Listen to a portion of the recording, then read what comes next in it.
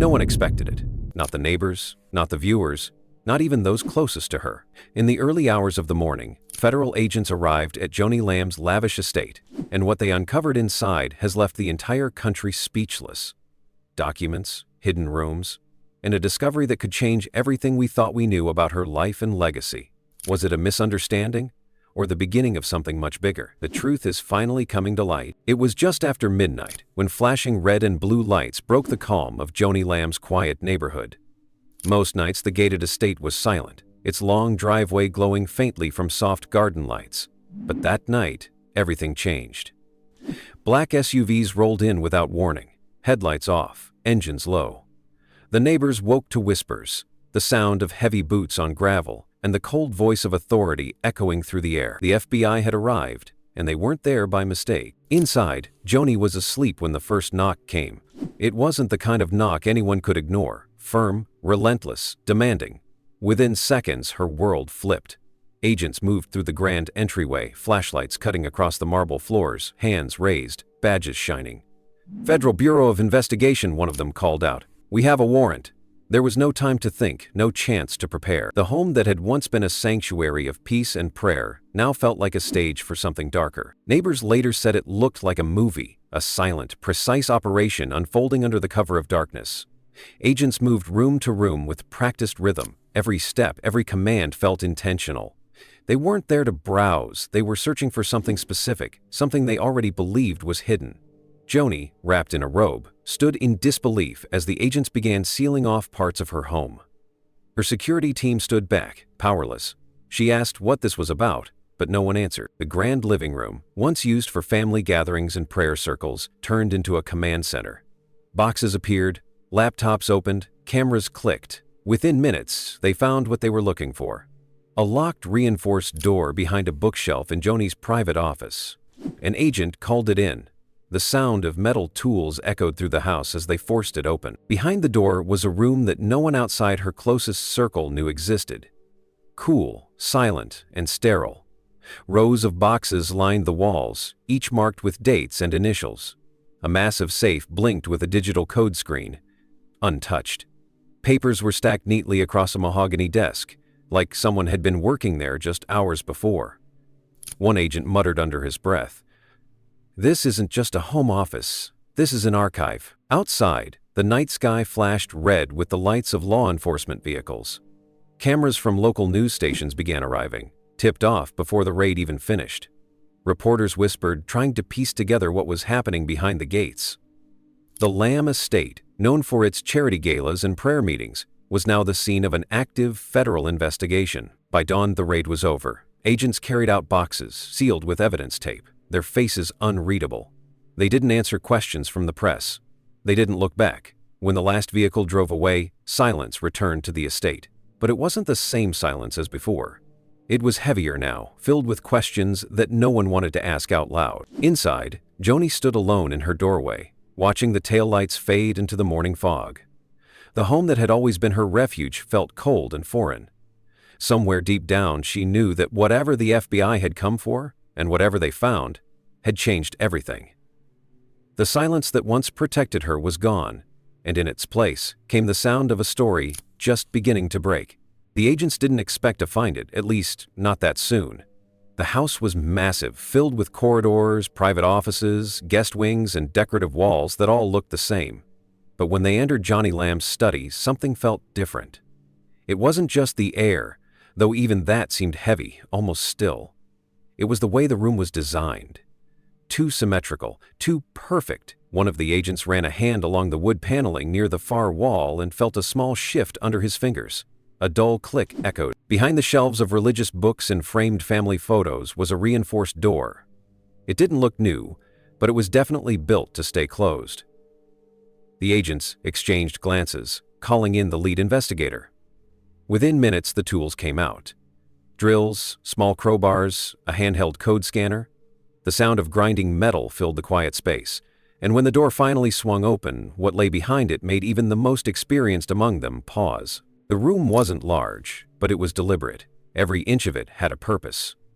Against the walls stood tall, steel cabinets, their drawers labeled with dates and initials. Boxes were stacked neatly in rows, each one sealed, numbered, and tagged. The air smelled faintly of dust and paper, the scent of something that hadn't been disturbed in a long time. A large mahogany desk stood at the center, perfectly organized. Papers, ledgers, handwritten notes, and printed documents covered the surface.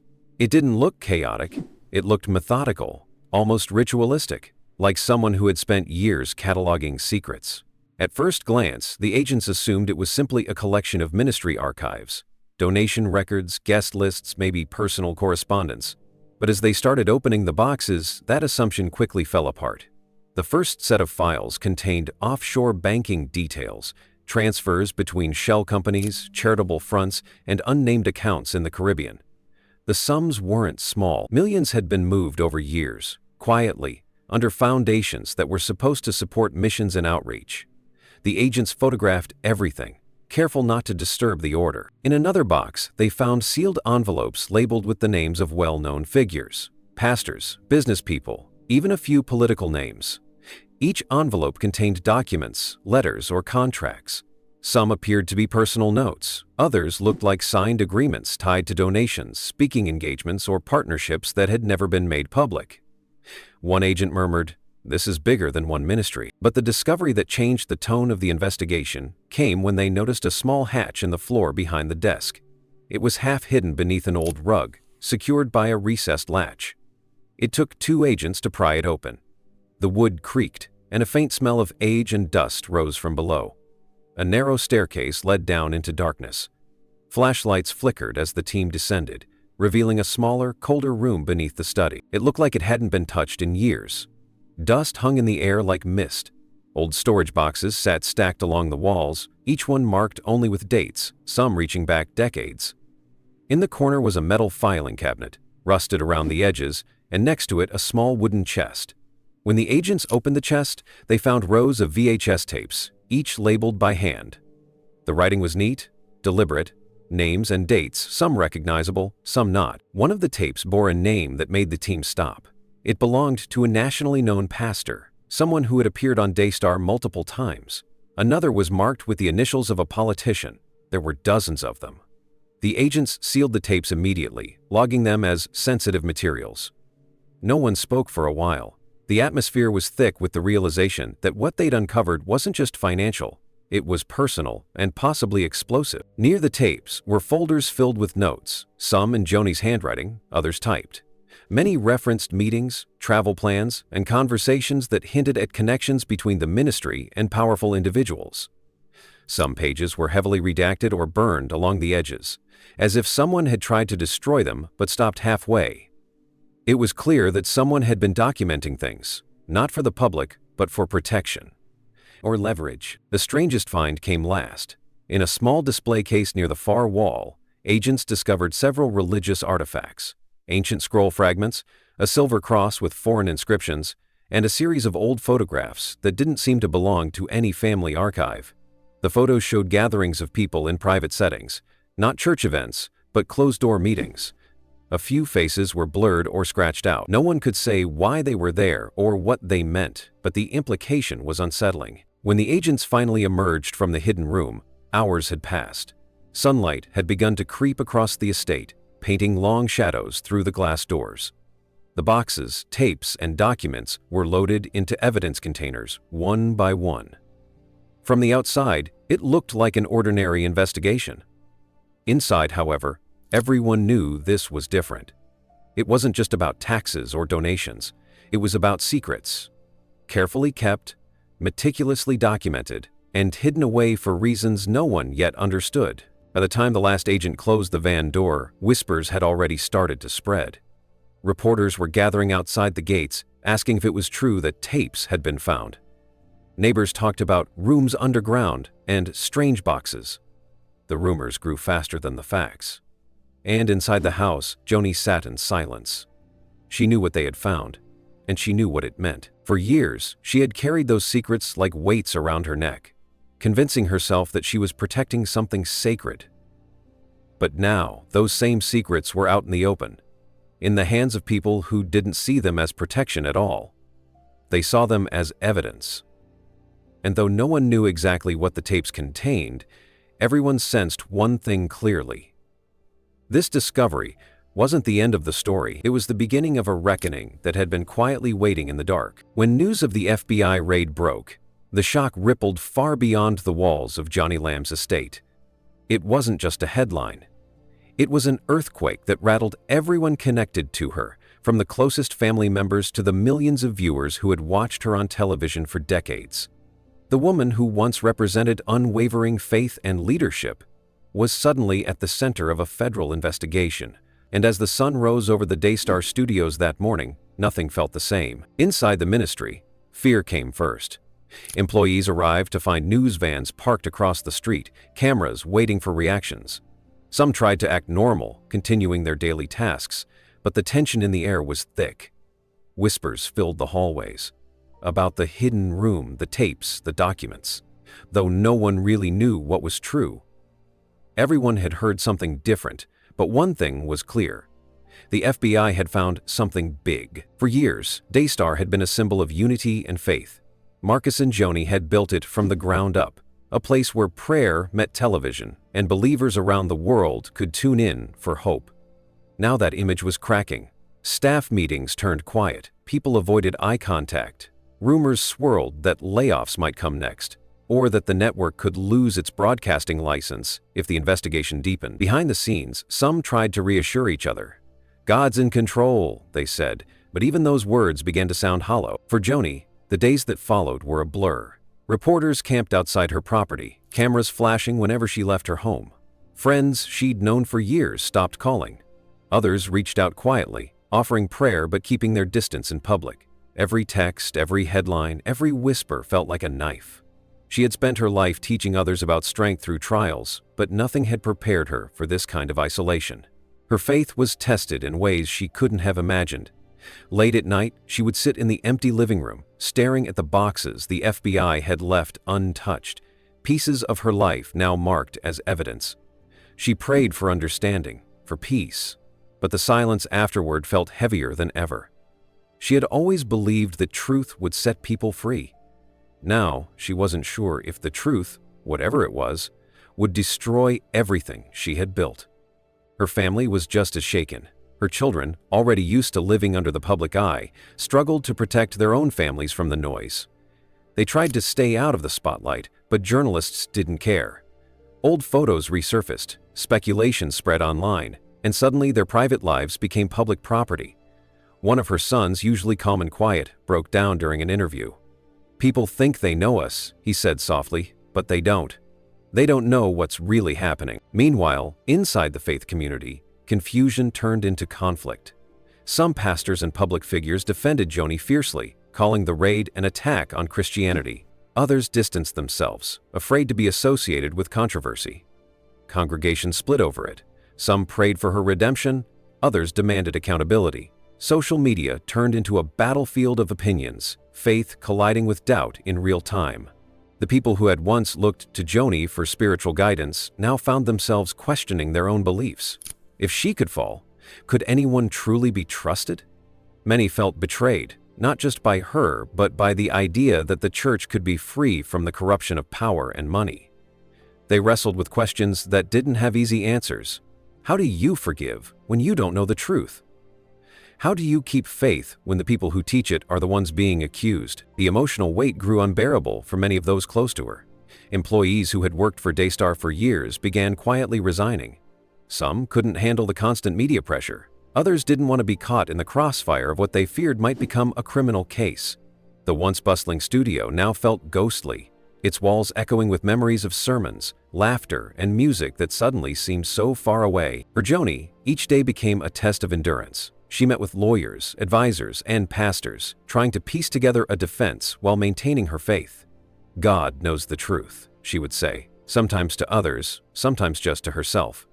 But in the rare moments when she let her guard down, the pain showed through, the deep lines of exhaustion around her eyes, the quiet tremble in her voice.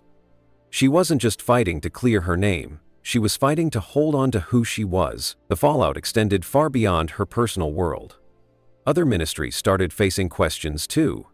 Donations slowed, partnerships were paused, sponsors grew cautious. The idea that one of the most respected Christian networks could be caught in such a scandal shook the industry. The Lamb name, once synonymous with faith and excellence, had become a symbol of controversy. Behind the scenes, a few loyal friends stood by her side. They helped her pray, reminded her of the woman she once was, strong, fearless, and full of purpose. They told her not to give up, that every storm passes.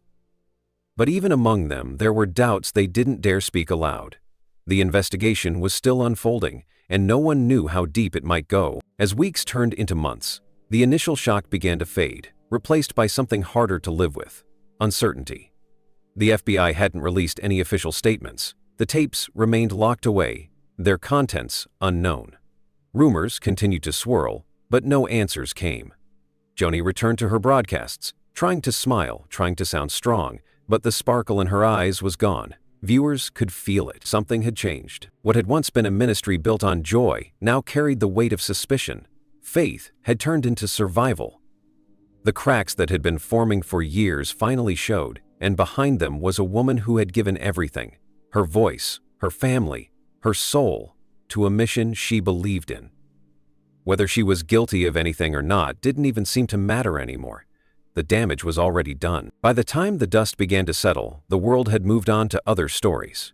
But for those who lived through it, the employees, the friends, the family, the scars remained. Trust, once broken, is hard to rebuild. The raid hadn't just taken files and tapes. It had taken something far more personal: faith in the image of purity they once believed in. In the end, Joni was left with the same question as everyone else. How do you rebuild a life when the foundation itself has cracked? The answer didn't come in a headline or a statement or even a prayer. It came quietly, like everything else in her story, in the long, lonely nights after the cameras stopped rolling, when the only thing left to do was whisper, "God, help me understand." Months passed, but the air around Joni Lamb's story never cleared. The raid was over, the headlines had quieted, yet the questions refused to die. They lingered like smoke, impossible to escape. Every time someone tried to move on, another rumor surfaced, another whisper from someone who claimed to know what really happened.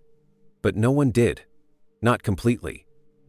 That was the most unsettling part. The truth was out there somewhere, but it remained just out of reach, hidden behind sealed evidence and cautious silence. The FBI hadn't released any official findings. They confirmed the raid, confirmed that documents and tapes had been seized, but refused to say more. No charges had been filed, no one was arrested. Yet everyone could sense that the investigation wasn't over. Something was still happening behind closed doors. Something big enough to keep agents quiet and lawyers busy. Reporters called it a slow storm, the kind that builds quietly before it finally hits. Meanwhile, the questions kept piling up. What exactly was in those hidden rooms? What did the tapes show? And why were so many powerful names written on those boxes? Some believed they contained evidence of corruption across ministries, deals, affairs, or secrets that could ruin reputations. Others said they were insurance, collected over years as a form of protection. And then there were those who whispered that Joni didn't even know the full extent of what was hidden beneath her own house, that someone else might have placed them there long ago, part of a network she never fully understood. Inside Daystar, the mystery became a shadow that hung over everyone. Staff avoided mentioning the raid, but it was always in the room. Every new project felt like it carried the weight of unspoken fear. What if the truth finally came out? Donations began to drop, partners grew distant, and a quiet divide formed among those who still believed in Joni and those who didn't. Meetings were tense, filled with polite smiles and guarded words. Everyone was waiting for answers, for closure, for something to make sense of it all. Joni herself remained mostly silent.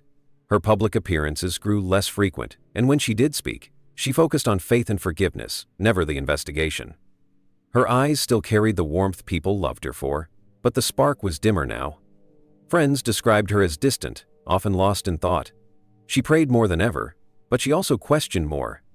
"I've given my life to truth," she told one confidant. But what if truth destroys everything you've built? Behind the scenes, she met with legal teams, PR specialists, and advisors trying to manage the fallout. Every word she said had to be careful, measured. Anything could be twisted. Anything could be used against her. It was a new kind of prison, one made not of walls, but of fear. The silence that once felt like protection now felt like suffocation. The people closest to her started noticing changes. Late nights spent pacing, forgotten meetings, a growing reluctance to return to the studio. She had once been the face of a global ministry, confident and radiant. Now she looked like a woman carrying too much, the weight of secrets, guilt, and questions that refused to rest. She told friends she still believed God would reveal the truth in time, but that time never seemed to come. Then came the leaks. Anonymous online sources began posting snippets of alleged documents, claiming to have inside knowledge of what the FBI had found. Most of it couldn't be verified. Fragments of letters, screenshots of supposed bank records, even blurred photos of the tapes. Some were obvious fakes, but others felt too real. They reignited public interest, sparking new debates and wild speculation. News networks picked up the story again. Was there a cover-up? Was Joni a victim, or was she protecting something or someone else? Theories spiraled out of control. Some claimed the investigation was politically motivated, meant to silence her for her outspoken views. Others believed it connected to a larger network of powerful figures using ministries for influence and money. Every new angle added another layer to the mystery, and the truth became harder to separate from fiction. Even those who had once defended her began to quietly wonder what was real. And through it all, one question kept echoing. Why the silence? Why didn't Joni explain herself? Why didn't she tell her side of the story? Some thought she was under legal orders to stay quiet. Others believed she was waiting. For the right time, the right moment, or for something far more spiritual.